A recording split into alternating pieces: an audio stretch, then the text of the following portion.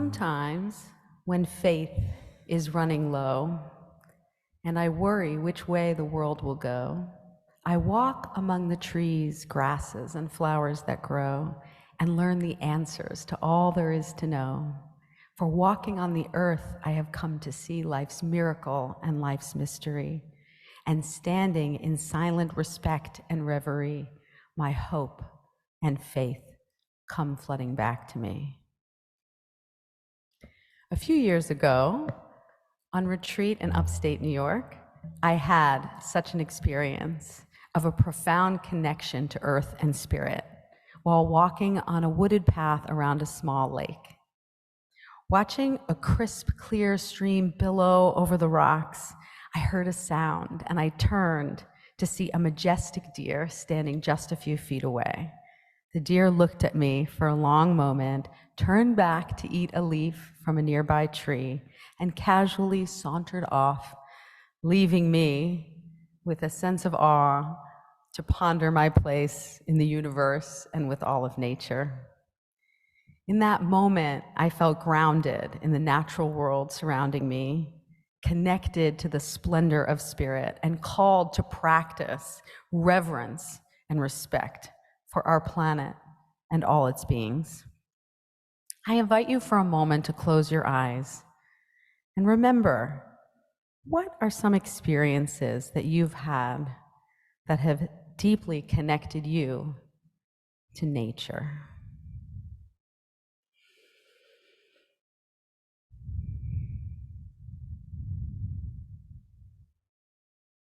Throughout time, those practicing earth-based wisdom traditions have celebrated this sacred connection to all of nature and the planet, and they've understood the importance of our stewardship of the natural world.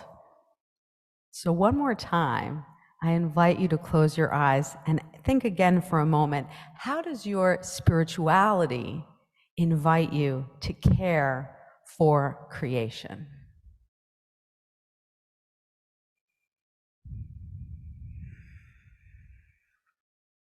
This sense of spiritual ecology can awaken our spiritual connection to environmentalism by inviting our ecological work to include spiritual elements and inviting spirituality to include ecological awareness, and reminding us to repair and renew the planet by engaging in work toward climate justice while acknowledging the sacredness of the earth and all her beings.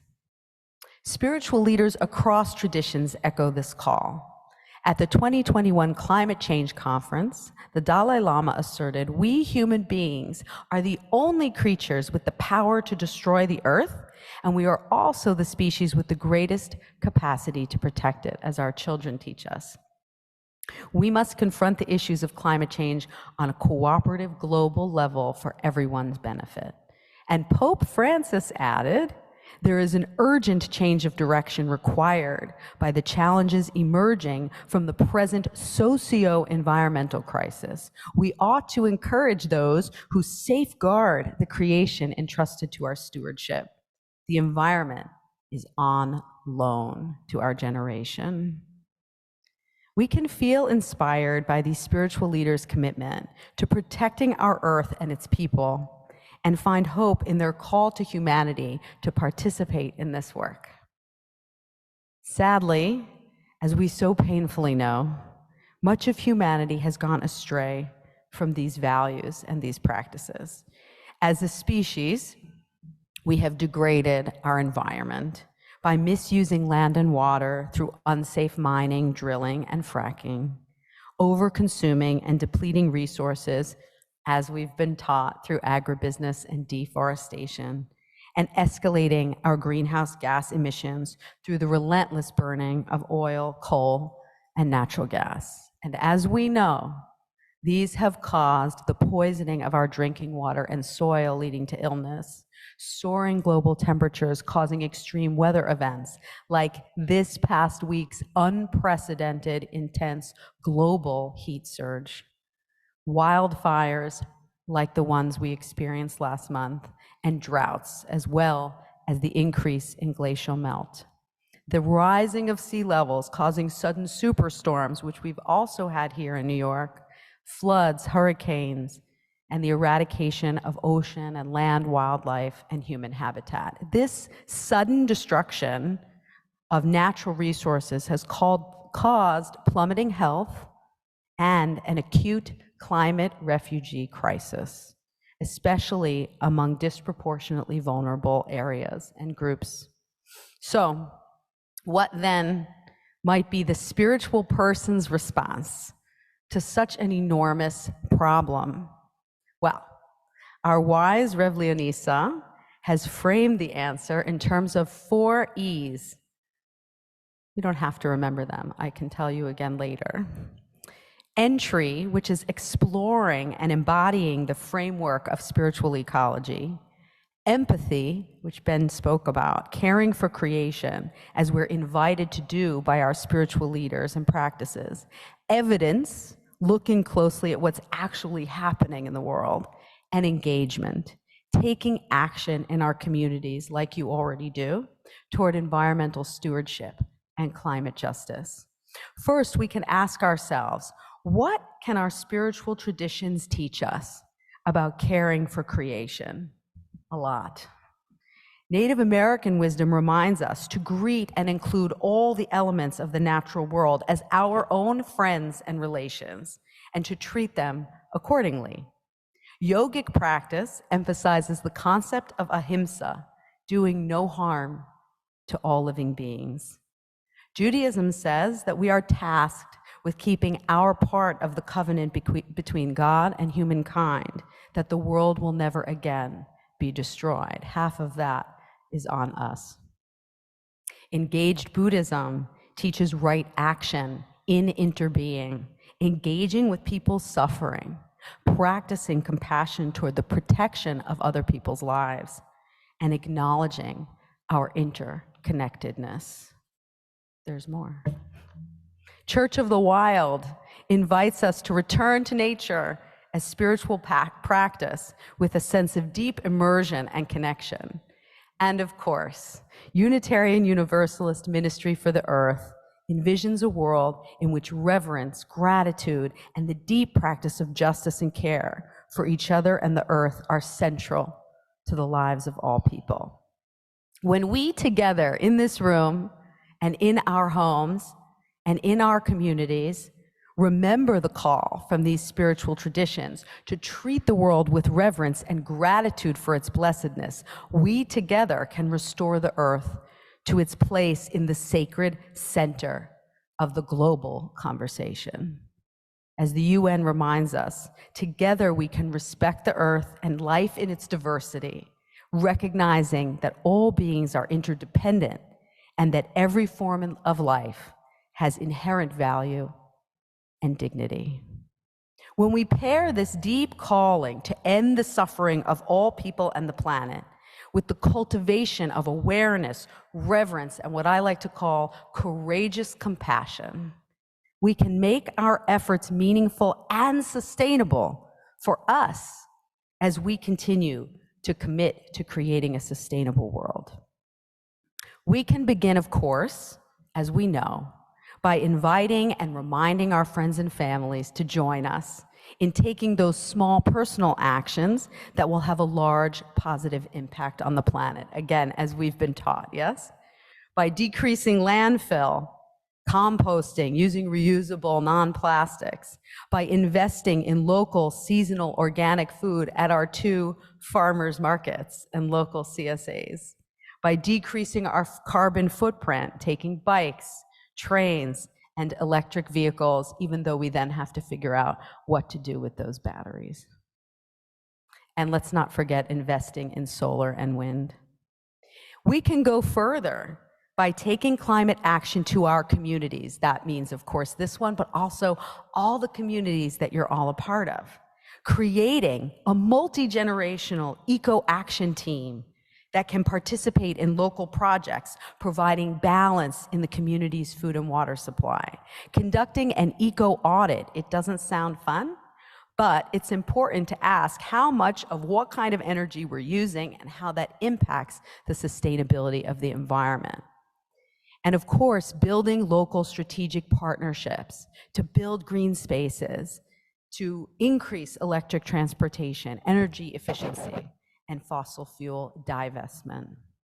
This type of work, this last type of work, gets us toward this idea of climate justice. The key is that climate justice goes a step beyond environmental activism by linking the causes and effects of climate change to the concepts of environmental social justice. To be active on climate justice is to work toward changing the systems, structures, and ecological practices that harm and disempower vulnerable people and communities. One powerful example of this work is Vidal Merma Macorco's work in Espinar, Peru. He's a journalist and climate activist who is raising awareness about and leading the advocacy against the devastating effects of unsafe mining on the human rights and health of his Kaana nation. This Huancanebajo community has become a dedicated group of grassroots activists who are opposing the aggressive mineral mining on what was once their land's pristine natural water source. The struggles of Vidal's community and their children's severe neurological disorders at the hands of the coal mining industry illustrate the drastic impact of industrial globalization on human beings who live on, with, and from the earth, which essentially is all of us. This mining company has put financial pressure, of course, on the government in Peru to silence the people who are working to expose the poisoning of the groundwater and reservoir water. So Vidal and his group have been followed and threatened and placed on watch lists. Nevertheless, they persist in leading this important effort and this fight. And their courage and dedication to saving the health and safety of their people can be a powerful example for us of climate justice in action. You may be aware of some indigenous groups in our own country who are also working toward achieving climate justice in their communities. I'll just give you two quick examples. In Alaska, the Yegwich-In Steering Committee has mounted a grassroots opposition against oil drilling to protect the Arctic coastal plain. And they have succeeded so far in ousting 2 oil companies in the region.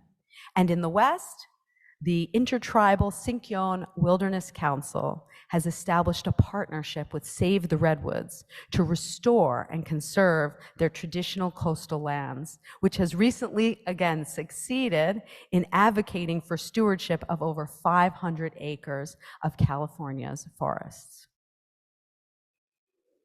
We can join them. We can join these groups, these individuals, and these communities in recultivating an equitable relationship between all human beings and this diverse living planet.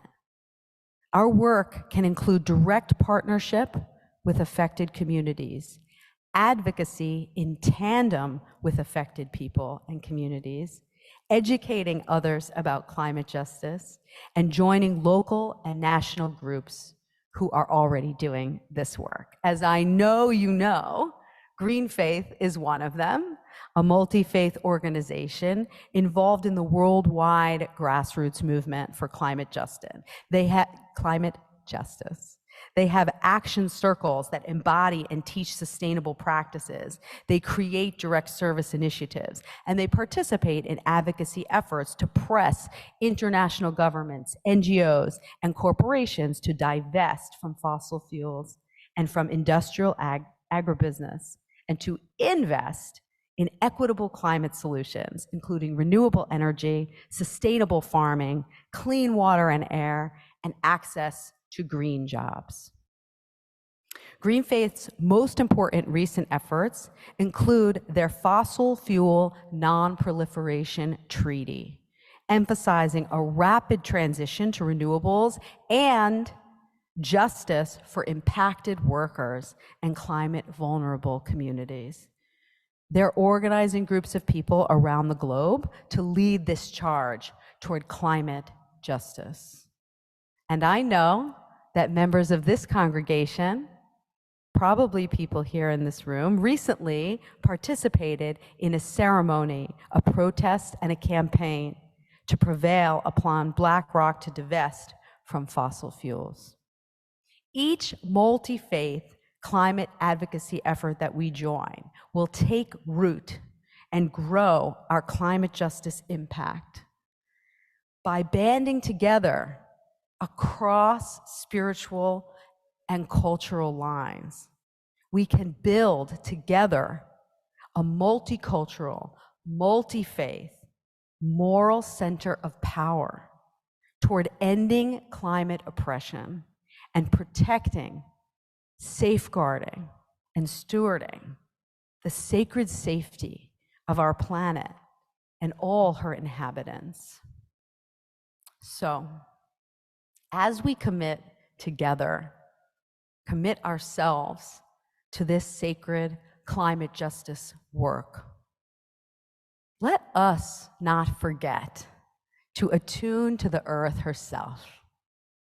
Let's remember those 4 E's of exploration, empathy, evidence-seeking, and engagement. Let us remember that sense that we thought about of spiritual ecology that can awaken our internal spiritual connection to conservation, invite us to care for this creation, and remind us of the sacredness of this earth and all her beings. And let us remember that sometimes walking among the trees can cause us to see life's mystery and can bring our hope back to us.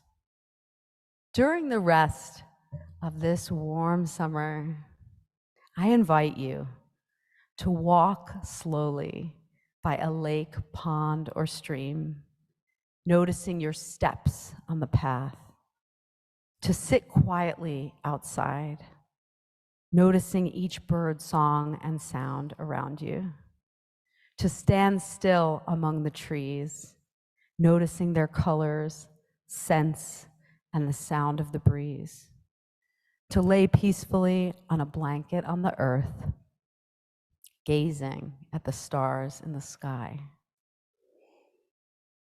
Remember, we have the opportunity, each of us and together, to build a connected life to each other and to the earth, to transform our culture into one that uplifts the sacredness of the earth and her beings, and to advocate together for the health, human rights, and dignity of all people.